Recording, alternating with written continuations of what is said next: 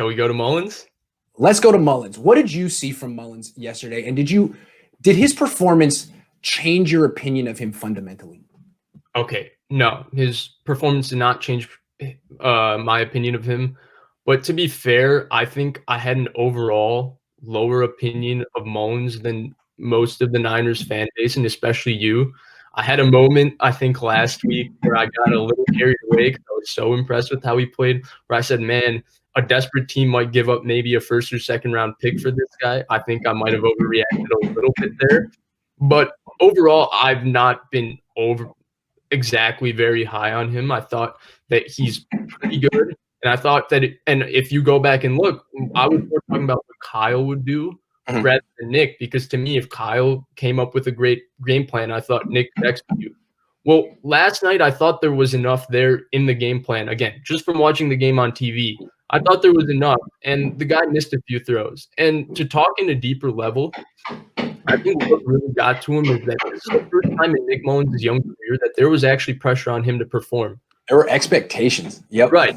And for whatever reason, I'm not saying he doesn't have whatever that magical it is that people say with sports. It's often very vague and not described, but it basically is the ability to perform when there are expectations. Yeah. And I'm not saying he doesn't have it. He just didn't have it last night.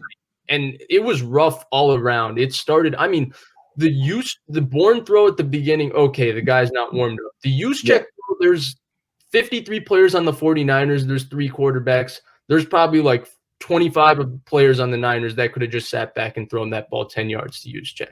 Yeah, Dante Pettis could have made that throw. Yeah, Dante Pettis could have made that throw. He's got a good arm. I've seen him go. I've seen him do it. He definitely could have made that throw. So, yeah. You're right. So, but let me push. I'm not going to push back, but I'm just going to stick up for Nick Mullens. He had a bad game. It was a really bad game.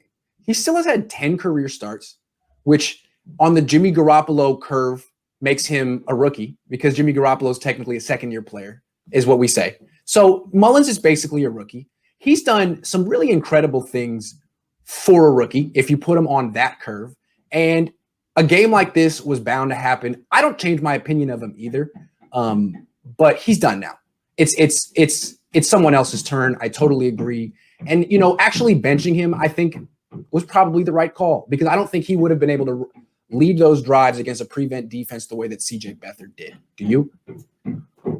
No, but before we touch on CJ, I think the roughest part of this for Mullens was that not only did he have a bad game, I think Kyle basically benching him. Look, whatever you think of a quarterback, if that guy's your guy, you keep him in a bad game.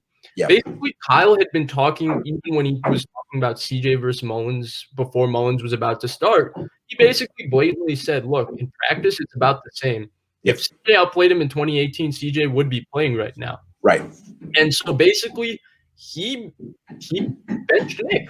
That's it. He basically said, look, I don't believe in him at this point. And that was kind of really rough to see for Nick.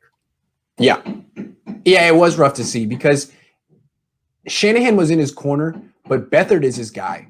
And Shanahan got an opportunity to put Beathard back in the mix and took it. And I don't blame him, but that's a tough one to go from at 5 o'clock Pacific time. If I ball out, I'm going to be a bona fide starter in the NFL one day to now I'm third in the depth chart 3 hours later. That's a tough day.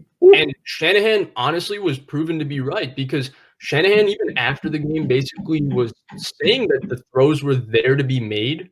And CJ, Mike McGlinchey didn't stop getting worked when CJ came on. He was still getting beaten every play when CJ was on, but CJ was standing in. He moved a little better in the pocket, and he just throws a better ball, and he threw it really well yesterday. For whatever reason, you could disagree, but I think, to me, from the press box, it looked like Mullens was aware of that pass rush. That's the wrong word. He was freaked by that pass rush right away. That's what I saw. And Beathard wasn't. Beathard he's like Johnny Knoxville. He's like Steve-O. Are you old enough to remember Jackass? No. Damn, dude, you're so young. People in the comment section, you know what I'm talking about. He's like Mr. Payne. He's like, bring it on. I have an unreal pain tolerance. I will laugh as you hit me. That's CJ Beathard, and it was cool to watch. Mullens, what's funny about that is like his nickname is BDN.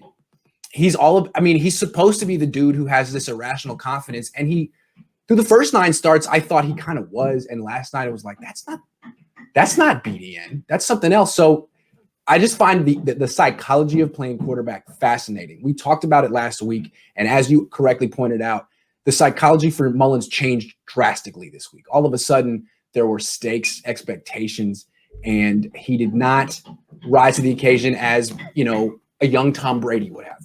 Right. So he's not a young Tom Brady. We can say Right. I saw way too many Jimmy Garoppolo's, Drew Bledsoe, and Nick Mullens, Tom Brady, Kyle Shanahan, Bill Belichick this week. I saw way too much of that. We really need to slow down. I mean, I have a whole rant on why Nick Mullens is not Tom Brady. Like, I think Tom Brady's physical tools have been totally disregarded and underrated his career. Like, Tom Brady has one of the better arms in the NFL, even at 43. Yeah. He still has one of the better arms, and he has a better arm than Jimmy Garoppolo at 43. That's true. And real quick, we've talked about this on the phone, but your theory about quarterbacks who played baseball.